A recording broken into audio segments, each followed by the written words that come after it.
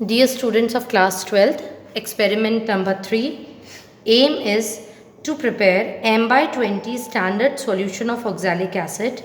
Using this solution, find out the molarity of the given potassium permanganate solution. We will be using the same apparatus as we have used in experiment number 1 and 2.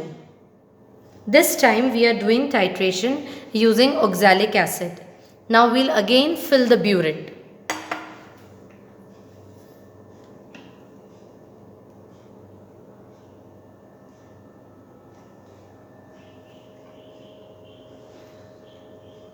We'll be filling it using funnel.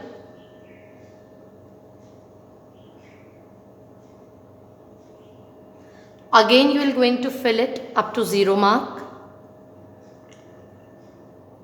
and we'll read the upper meniscus as it is a colored solution.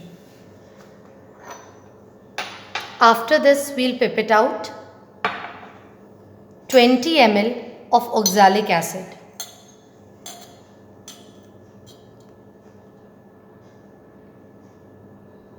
You will pipette out by sucking it through the pipette.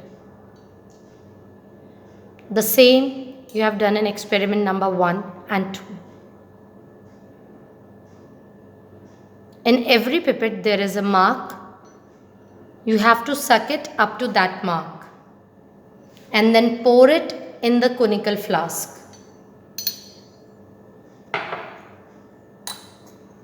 After pouring it into conical flask,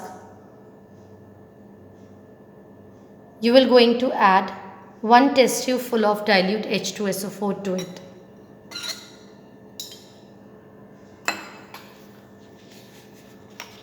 The theory behind this is potassium permanganate oxidizes oxalic acid into carbon dioxide in acidic medium. The very important point to note about this titration is that it takes place at 60 to 70 degrees Celsius.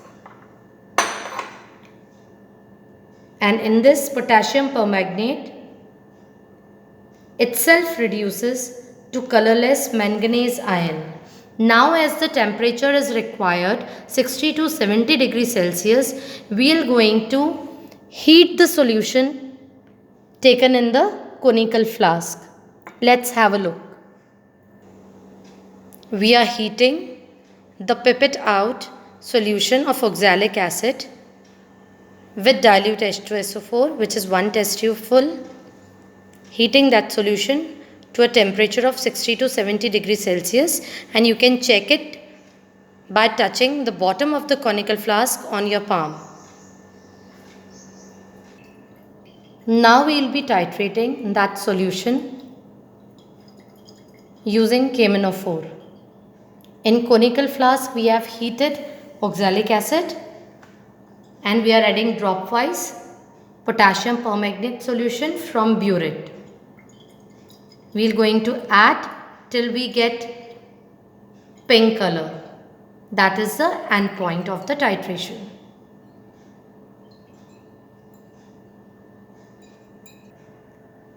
We have taken 3 readings. The first is higher, 18.8, and the next 2 we got same, that is 18.7. You can see the reading.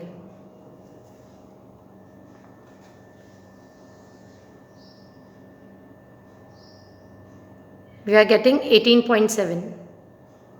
So this will be your concordant reading for the calculation of molarity. Using this you will be calculating molarity and strength. This finishes your experiment number 3.